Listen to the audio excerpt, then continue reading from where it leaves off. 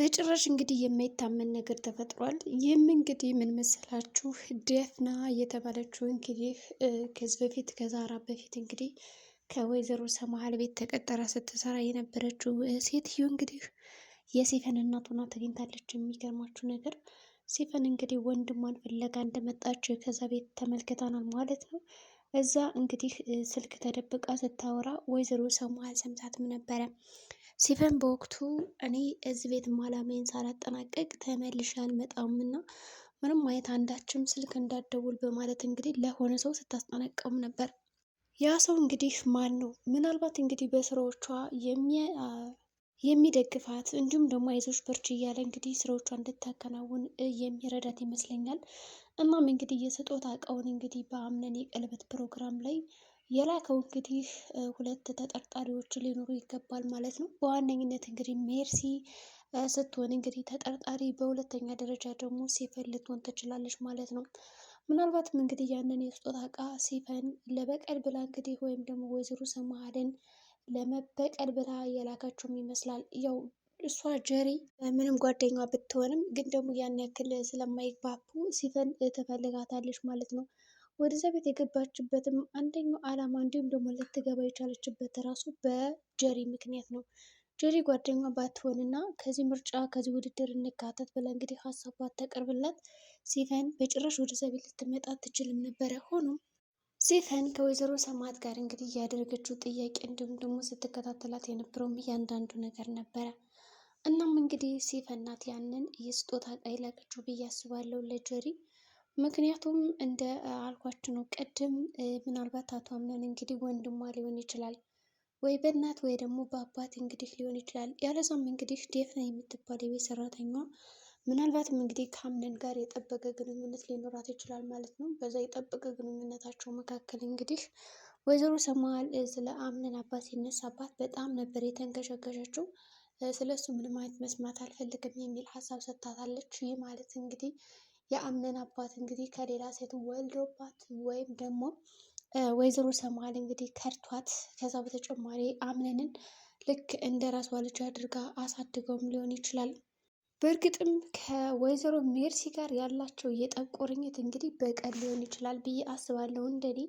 ምክንያቱም ከዚህ በፊት ራሱ ወደዛ ቤት ቀጥታ ስትመጣ በጣም ነበር የደነገጡት። ሁላቸውም እንግዲህ ምግብ ጠረጴዛ ላይ ተሰብስበው ምንም አይነት ኮሽታ ሳታሰማ እንዲሁም ደግሞ መጣው ብላ ስላልነገረቻቸውም ይሆን ግን ደግሞ በጣም ነበር የደነገጡት ማለት ነው እንግዲህ እሷን ሲያዩት። እንዲሁም ደግሞ ወይዘሮ ሰማሃል እንዴት መጣሽ የሚል ጥያቄም እንኳን አልጠየቀቻትም። ወይዘሮ ሜርሲ እንኳን ደህና መጣሽ በማለት እንግዲህ በአይነ ቁራኛ ነበር የተቀበለቻት በወቅቱ። እንግዲህ ሜርሲ የወንድሟ ልጅ በጣም ነው የምትወደው። አምነንን ምንም ነገር ብትለው ያምናታል።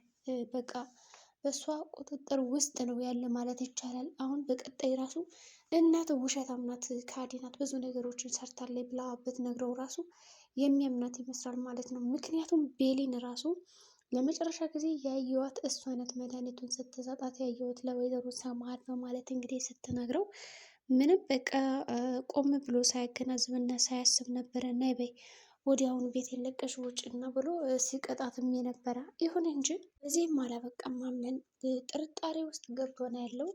ወይዘሮ ዛህራ ይሄ ነገር በጭራሽ እሷ አታደርግም ብላ እንግዲህ እምልልሃለሁ በእናትነት አንጀቴ ብላ እንግዲህ ምላለት እንኳን ይህን ነገር ሊያምናት አልቻለም ማለት ነው። በእርግጥ እንግዲህ አሁን ዛህራ ትልቅ ማስረጃ ሊኖራት ይገባል ማለት ነው፣ ቤሊን እንዳላደረገችው ሁሉን ነገር። እሱም እንግዲህ ሊሆን የሚችለው ለሜርሲ ያገኘችው ሲም ካርድ አለ። ያ ሲም ካርድ ወይም ደግሞ ሚሞሪው በእርግጠኝነት የጀሪንን ስራ የሚያጋልጥ ነው። ሜርሲ ደግሞ ያንን እንዳጋጣሚ ጥለውም ነበረ መንገድ ላይ። እናም ያንን ለማግኘት ከወይዘሮ ዛራ ጋር እንግዲህ ተስማምታ ሲም ካርዱን እንግዲህ ለመቀበል ችላለች ማለት ነው። ሲም ካርዱንም እንግዲህ ሜርሲ ከወሰደችም በኋላ በእርግጥ ሜርሲ ስትወስደው አላየንም። በነገራችን ላይ ሚሞሪውን ዛራ ጋር ከተስማሙ በኋላ እንግዲህ በድርድር ስትሰጣት አላየንም በነገራችን ላይ። እና ዛራ እስካሁን ያንን ሲም ካርድ ካልሰጠቻት ለሜርሲ በእርግጠኝነት ለወይዘሮ አምነን ወይም ደግሞ ሰምሃል ሰጣት ከሆነ አስቀድማ በእርግጠኝነት እንግዲህ ስራው ይከሽፍባታል ማለት ነው። ሜርሲ የምታካሂደው እያንዳንዱ ነገር እንዲሁም ከችግሮች መካከል እሷ እንዳለችበት እንግዲህ ይፋ ይሆናል ማለት ነው ለሁሉም። የሜርሲ ሀሳብ በነገራችን ላይ ከዚህ በፊትም እንግዲህ ከአምነን ሾርባ ላይ ጨው በጣም አብዝታ ጨምራበት፣ በዛም ምክንያት እንግዲህ ቤሊን ነበር የተወቀሰችው። አሁን እንግዲህ አቶ አምነን በጀሪ ቁጥጥር ስር ወድቆ ይገኛል ማለት ነው። ምክንያቱም አሁን ላይ ቀለበት አስሮላታል። ይህንን ቀለበት እንግዲህ ሊያስርላት የቻለው ቤኒን በእሷ ወጥመድ ውስጥማ ልገባ አልችልም በማለት እንግዲህ ለውስጥ እየገባ ነው ያለው። ምክንያቱም ቤሊን የምታደርጋቸው ስራዎቹ እያንዳንዱ እሱን ለማማለል እና እሱን ለመጠቀም የራሷ ለማድረግ እየሞከረች ያለ መስሎ ነው የሚታየው ማለት ነው። ቤሊን በእርግጥ ሀሳቧ እንደዛ አይደለም። ያው እሷ መቅረት ትፈልጋለች። ነገር ግን አማላ ወይም ደግሞ የተለየ ነገር አድርጋ ሳይሆን ራሷን በቃ ምንም አይነት ድርጊትም ሆነ ማስመሰል ሳታካትት ነበር እንግዲህ መቅረብ የፈለገችው እና እንግዲህ አምነን በተሳሳተ አስተሳሰብ ነው እንግዲህ የተረዳት። ቤሊን አሁን ላይ ያላት አማራጭ እንግዲህ ለሚያደርገው ነገር ቆም ብላ መመልከት ነው። እናም እንግዲህ እዛ ጋ አብረው ስላደሩ ከጀሪ ጋር በእርግጠኝነት እርግዝና ተፈጥሮ ከሆነ ወለ ጊዜ እንግዲህ እየወደዳት በርቀት ወይም ደግሞ በመጨረሻም እንግዲህ ተሸንፎላት ለቤሊን ልጅ ቢኖረውም እንግዲህ ከጀሪን ጋር አልኖርም ከአንቺ ጋር ልጅን ግን ላሳደግ እችላለሁ በማለት እንግዲህ ትዳሩን አፍርሶ ምናልባትም ወደ ቤሊን ሊመለስ ይችላል እንጂ የእውነት እንግዲህ ጀሪ እንደምታስበው እርግዝና ተፈጥሮ ከሆነ አምነን ምንም የሚመለስበት አንዳች ምልክትም ሆነ ምክንያት ወደ ቤሊን አይገኝም ማለት ነው። ቤሊንም እንግዲህ የራሷን ህይወት ትጀምራለች። በእርግጥም ቤሊን አሁን እኔ ብወደ ራሱ እንኳን ባለትዳር የሆነ ወንድና ልጅ ያለው ወንድ ጋር አላይቼ መኖር አልችልም የምትል ይመስለኛል እኔ እንግዲህ ሳስባት። እናም እንግዲህ ልክ ውስጥ ነው የገባው። እንደውም በተቃራኒ ነው። የሚገርማችሁ ነገር አምነን ቤሊና ትልቅ ውስጥ የገባችው ሲል ነበረ። ነገር ግን ራሱ ነው በጣም እንግዲህ ወዷታል፣ አፍቅሯታል። መናገር አይፈልግም፣ መሸነፍ አይፈልግም። ግን ደግሞ ተቃራኒ ስራዎችን እየሰራ ይገኛል። በአሁኑ በደመ ነፍስ ነው የሚንቀሳቀሰው ማለት ይቻላል። እንግዲህ ቃልም የተባለው ይችን ቤሊንን ሳይወዳት አይቀርም። አምነንም እንግዲህ የፕሮግራሙ ዕለት በጣም ሲቃጠል ነበር። ጭራሽ ቤሊን እያየችው ማለት ነው እንግዲህ የጀሪን እጅ ሲስም ነበረ። ጀሪን ደግሞ እውነትም ደስ ብሏት ነበረ። እንግዲህ በዛ ቅስፈት ሌላ ነገር እያሰበ ነው ብላ አላሰበችም። ሲፈን አሁን ላይ ወይዘሮ ሰማዕትን እየተንከባከበቻት ነው። ለምን?